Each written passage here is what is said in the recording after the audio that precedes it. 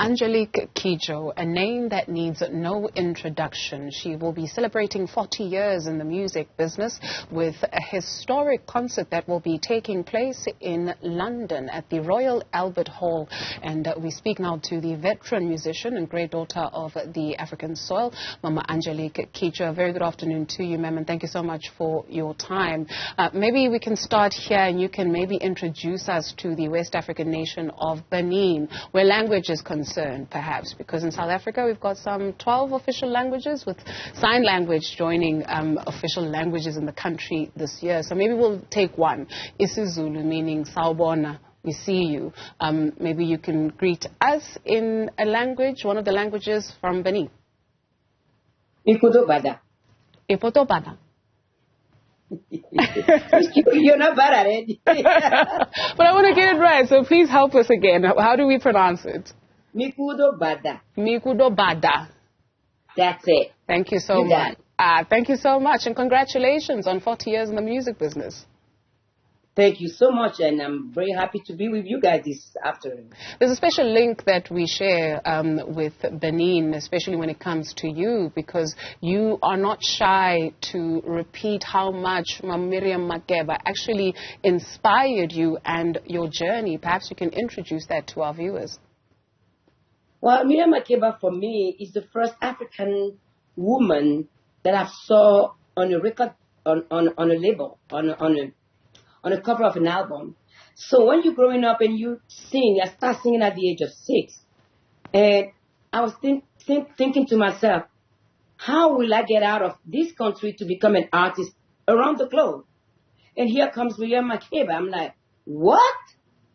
Wow, that's it. I'm following her footsteps. If she can do it, so can I.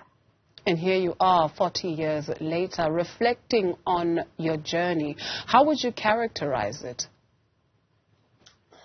I would characterize it as a bumpy road, opportunity, work, hard work, and always being an artist that keep my purpose and my vision, and never forget where I come from, and being a part of that continent that is so rich.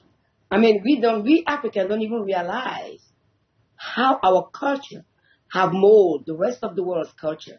And it's one thing that I realized when I left Benin and I started hearing other music and going around and seeing Africa at the center of it. There's not one music on this planet that does not have African influence. It's impossible to say. It doesn't exist. Absolutely.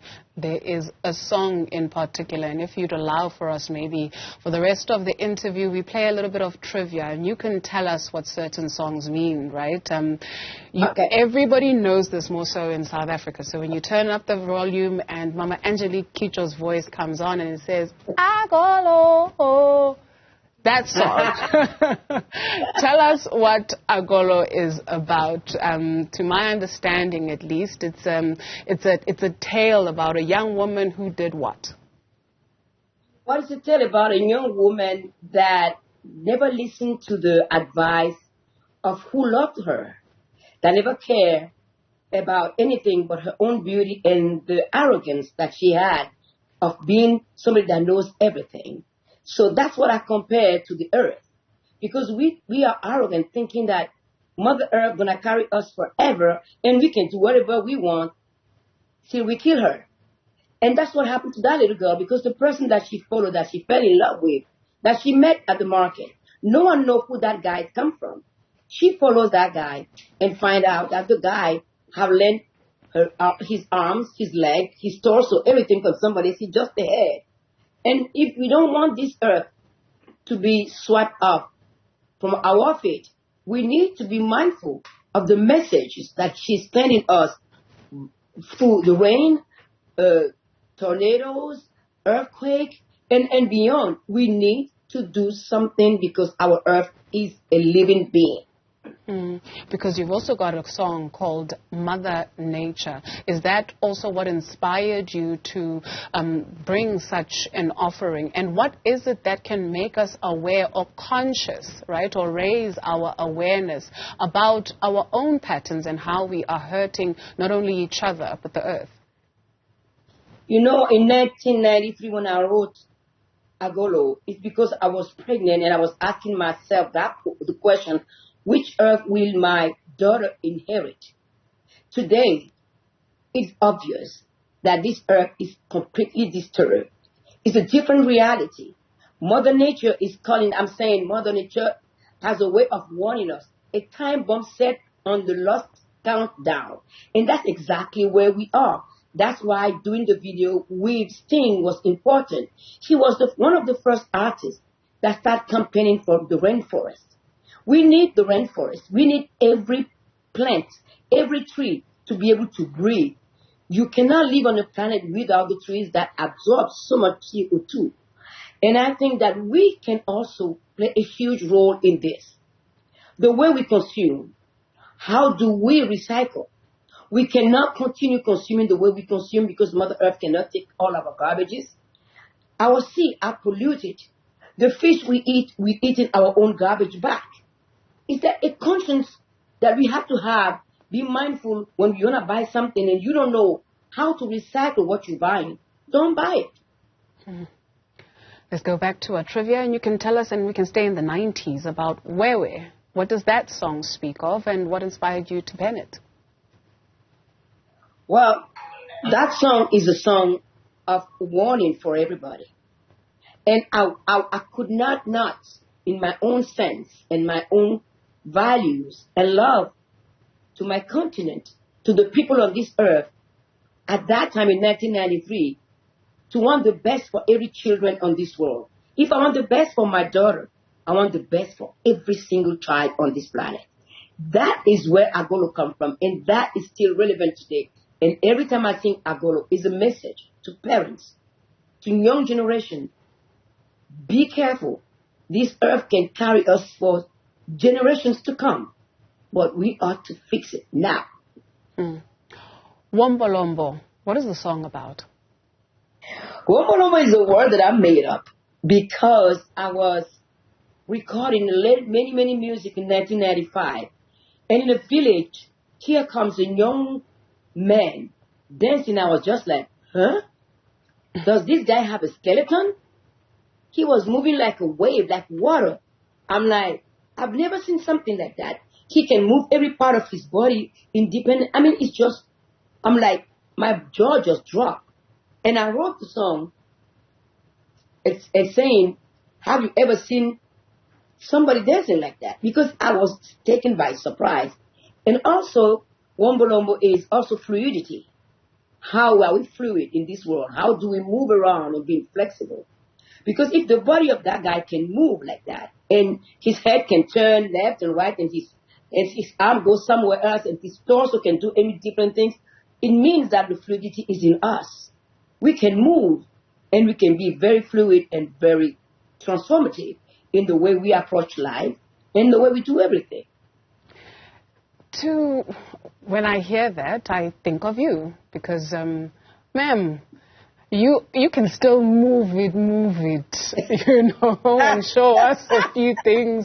Where do you go, first of all? Is it your generation? Is it in your genes? You know, we hear of the great warrior women of Benin who were just phenomenal, incredible, not just physically, but also they knew the art of war, their strategies, their connection to the earth, and there's so much to it.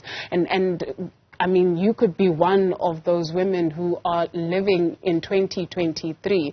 Do you know that about yourself? Well, I think that the Amazons of my family start with both of my grandmothers, my aunties, and my mother. I have lineage all the way to the Yoruba land, and they never stop. Their fluidity is out of this world. The energy of my mother, of my grandmothers, is something that is really a lesson for me. I'm humbled to be on their shoulder. because both of my grandmother died over 100 years old. They live over 100 years old. And they never stop. I've never seen them saying to me one day, I'm weary, I'm tired. And every time I say I'm tired to my grandmother, they say, well, you're going to rest once you're 6 feet under. Come on, move on. And I'm like, all right, let's go for it. So I think that the Amazon spirit, it was in my genes. It's generational. And both of my grandmother was widow at an early age. And at the time they became widow, they were supposed to marry the closest kin to their husbands. And they had the courage to say, we are not currencies. We are not merchandise. We marry one man, even though the family become mine, it doesn't mean that we are going to go from bed to bed. And that is something that they make me understand clearly, always telling me that my body is my sanctuary. If I say no, it's a no, and no one have the right to cross that line without being punished. What do you perceive are some of the cultural practices that we still hold dear as a people on this continent that maybe not necessarily serve us in the current day context? Not to say that it's good or it's bad, that's not the argument, but what are some of those that we hold near and dear, more so when you speak of Batonga? Well, we are trustworthy, and our trust has always been turned against us. We welcome people with open arms, and that becomes a weapon that is used against us. That doesn't mean we have to stop being welcoming people, but we have to be mindful of what they do, how they go about, and what are the intentions. My father always used to say to me, when somebody offers you something so good, you have to ask your question, what's the price that I'm going to pay down the line? And we have to stop to be naive, because our history is told about the one that done us wrong. It started from slavery all the way to colonization, to apartheid. Why should people think that we are less human beings than them? Because we let them think that we are not worth the respect.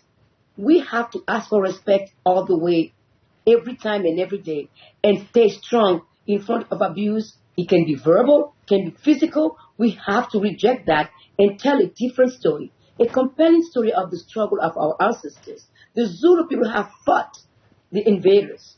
It's not like they just leave the land in the hand of the people that come from afar. But now, how do we learn from their courage? Not to fight again, because I don't believe in violence, I don't believe in war. But how do we purposely set our differences aside with one goal? If you look around us, every country that's successful, they create alliances. The European Union, they don't like each other. They don't have the same vision of the world, but they come together for one purpose, their power.